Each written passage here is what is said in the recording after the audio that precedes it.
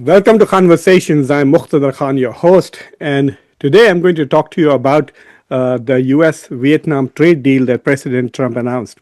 This is technically the second comprehensive deal after the US UK deal that was announced several weeks ago. We know that there has been a framework that US and China have agreed more than two times, but they have not fully finalized the details of that deal, and they are still fine tuning it. So basically, in a sense, you could say this is perhaps the second or even the first comprehensive deal that the Trump administration has really announced just a few days before the reciprocal tariffs kick in. So I'm going to do a couple of things in this conversation. I'm going to first just articulate and share with you what the broad terms of the deal are, and then what do they mean. And it is very clear that there is lots in this deal which is a sort of a warning to both China and India. In fact, I would say it's a warning to India, but it's essentially also carries a blow against China. So those are the three things that I want to do. But before that, please subscribe to Khanversations, like this video, press the bell icon, and don't forget to share this video with your socio-political network. So these are the terms, okay? As far as the tariff structure is concerned, initially, Donald Trump had imposed 46% of the tariffs in April, but now the tariffs have been reduced to 20%. So the US will impose 20% tariff on all Vietnamese goods that are entering the US territory. This is very important because, I mean, this affects me directly. I'm a very big consumer. I buy laptops and iPads. We have at least 3 iPads at home and many computers, and I buy them quite frequently every 2 years. So one of the biggest exporters of computers and laptops now, they are especially Apple laptops and iPads. They will be assembled in Vietnam. That is Apple's strategy. iPhones that are exported to the US will be assembled in India, and those that will be exported, that is laptops and iPads that will be exported to the US, will be basically assembled in Vietnam. The rest will be manufactured in China. So yes, so this is going to be a big 20% tariff on Vietnamese goods. But what is also interesting is that according to this agreement, there will be a 40% tariff on transshipment goods. So that is goods that are produced in third countries, then routed through Vietnam. So goods that are manufactured in China, for example, and then they are exported to the US after being exported from China to Vietnam, then Vietnam to the US, and then stamping Vietnam as a source country. So basically, there's going to be some kind of a regime that is going to start examining and monitoring sources from where actually the manufacturing is coming. And if it's coming from anywhere else other than Vietnam, the tariff automatically goes to 40%. You know, this would still be cheap for China because right now China's tariffs are 55%. So if I'm an entrepreneur thinking, okay, let me manufacture stuff in China and pay the transshipment, it is still 15% cheaper than what I would pay if I exported them directly to China, to the US. But we'll see what happens. The Chinese government spokesperson have reacted very strongly to the US-Vietnam deal, saying that China has legitimate rights and it will defend itself and its interests. And it also says that countries are free to make their deals with the United States, but they should keep fairness and justice in their mind.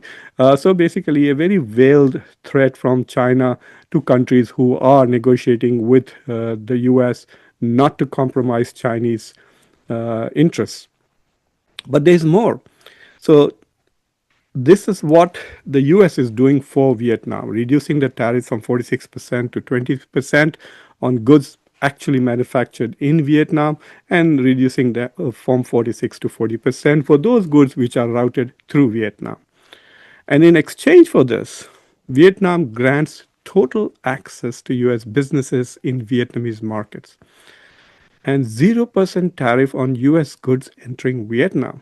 This is stunning. 0% tariff on US goods entering Vietnam. This is what I think is a warning for India, because if you notice, on many occasions, Donald Trump said, we are working on this fantastic deal with India, and India is going to give us access to its market with zero tariffs. So he's basically thinking of a similar deal with India where he will reduce, and it will be, I think it will go down to maybe 10% from the 26% tariffs that are supposed to kick in on July 9. But what Vietnam has agreed to is fascinating. Vietnam grants total access to US business in Vietnamese market. So the US can export whatever it likes to Vietnam for 0%. And the US is hoping that they can sell a lot of SUVs, which are expensive, not so good cars made in the US. I used to drive one called Jeep Liberty. And anyway, so the US is hoping to sell a lot of SUVs. I don't know why, but that is what is being talked about as the potential major beneficiary of this will be US SUVs, which will be sold in Vietnam at zero tariffs. But this is a comprehensive market opening. That means there will be no trade barriers on any American products.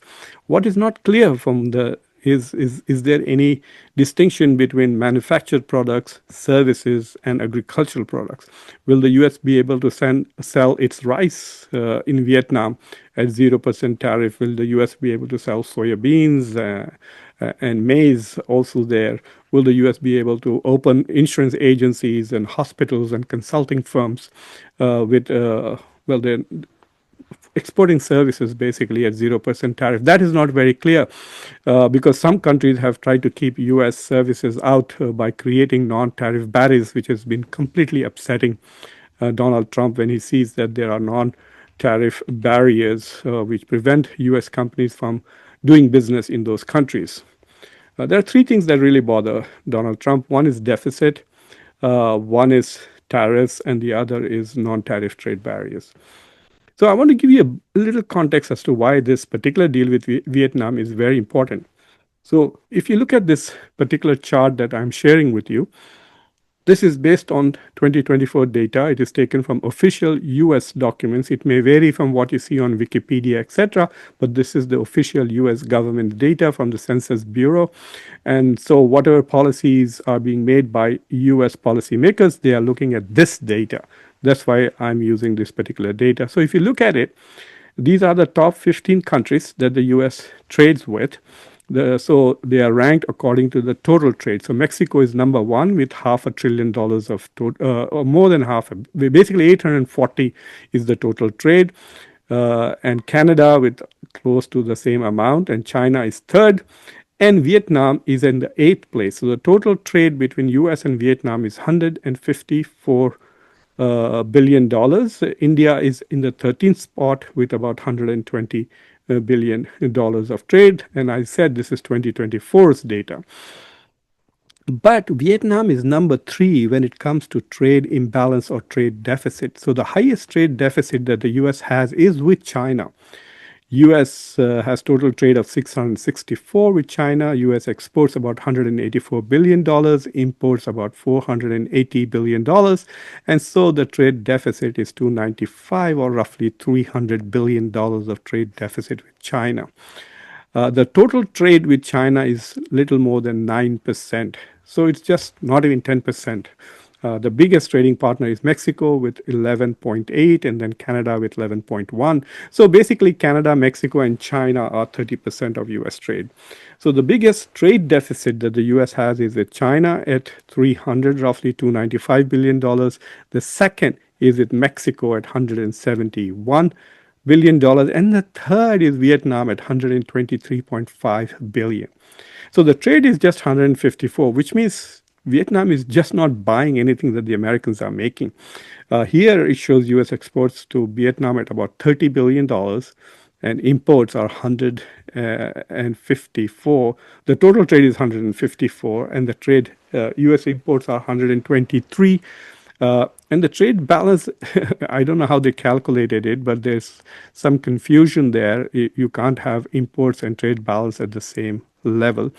So actually, the data that I went back and checked for Vietnam was 154 is the total trade, and the imports are about, or rather, U.S. exports to Vietnam are actually $13 billion. So the difference is about 123 or whatever. But whatever it is on this data, it's a bit confusing here, as you can see. But this is official data, so what can I say?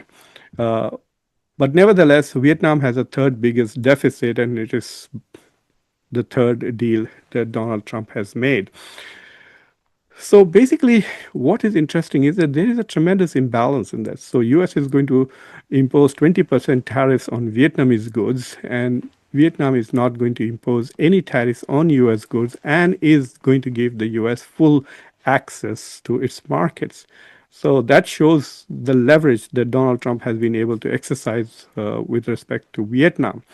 And also the 40% on whatever they call that, this new word is transshipment goods, which means which are routed through Vietnam. So what is this deal? So as far as Vietnam is concerned, we will see whether the Vietnamese like it or not. I think a lot of domestic industries in Vietnam may get hurt, especially from US services and US agriculture. I don't think US manufacturing is going to hurt Vietnamese much. They may reduce some revenues because some rich people who would buy American made stuff, American clothes, American cars, etc., anyway, would now not be paying any customs. So, but for India and China, this deal should be like a wake-up call, because for China, it's very clear that the U.S. is trying to force China out from the export business, and it's going to make it more and more difficult for Chinese goods to come into the U.S. directly or being rerouted through ASEAN markets and African markets and other places. So this is open warfare on China, economic warfare, no doubt. For India, this could be a wake-up call, because I think this is exactly the kind of deal Donald Trump wants with India.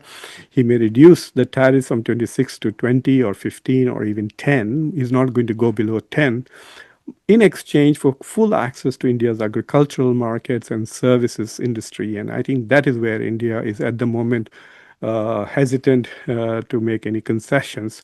That's why there has been no agreement and no deal coming out. So I think this is an interesting deal. I'm quite you could say this is a big win for Donald Trump in terms of getting access to Asian markets, which so far had deluded US businesses. So if the Vietnam model is essentially replicated everywhere, then Donald Trump is basically going to take a victory lap, and this will definitely kind of vindicate some of the claims that he has been making, which is that in the previous global order, countries have been taking the United States for a ride. Because the question is, why didn't the US force access to various markets in the past, which were close to the US, and now Donald Trump is able to do that.